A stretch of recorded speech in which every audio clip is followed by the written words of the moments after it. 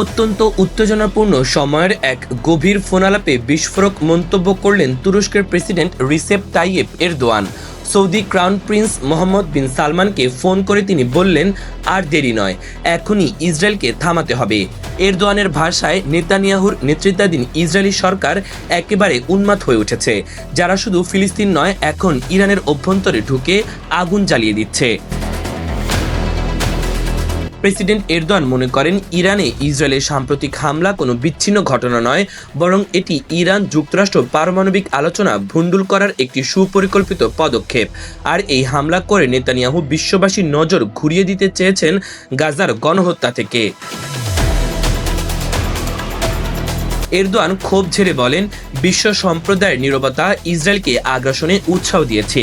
আজকের এই বেপরোয়া আচরণের জন্য দায়ী সে নিশ্চুপ বিশ্ব। তার মতে, ইসরায়েল এখন শুধু একটি রাষ্ট্র নয়, বরং একটি দায়িত্বহীন পরমাণু হুমকি, যা যে কোনো সময় সমগ্র মানবজাতিকে বিপর্যয়ের মুখে ঠেলে দিতে পারে। তিনি স্পষ্ট করে বলেন, এখনই যদি ইসরায়েলকে থামানো না যায়, তাহলে মধ্যপ্রাচ্য আরেকটি ভয়াবহ যুদ্ধ ও শরণার্থী সংকটে ডুবে যাবে। এই সংকট কেবল আঞ্চলিক থাকবে না, ছড়িয়ে পড়বে ইউরোপ, আমেরিকার দোরগোড়ায়।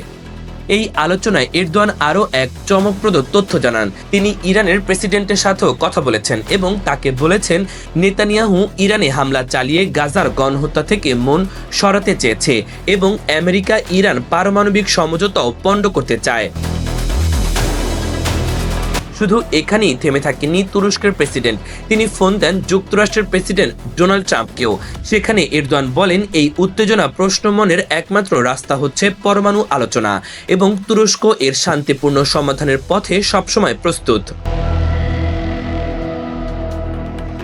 শেষে প্রেসিডেন্ট এরদোয়ান বলেন, মধ্যপ্রাচ্য আরেকটি যুদ্ধ, আরেকটি শরণার্থী ঢেউ সহ্য করতে পারবে না। সময় এখনই, নয়তো অনেক দেরি হয়ে যাবে। এই বার্তা শুধু এক নেতা থেকে আরেক নেতার ফোনালাপ নয়, বরং এক আগুন ছোঁয়া রাজনৈতিক বাস্তবতার কাঁপুনি, যা গোটা বিশ্বকে ভাবতে বাধ্য করবে। ইসরায়েল কি আসলেই পরমাণু যুদ্ধের দিকে ধাবিত করছে বিশ্বকে? দর্শক, ধন্যবাদ এতক্ষণ সাথে থাকার জন্য। ভিডিওটি ভালো লাগলে চ্যানেলটি সাবস্ক্রাইব করে দিন পরবর্তী ভিডিওর জন্য। ইমন তারুণ্য বার্তা।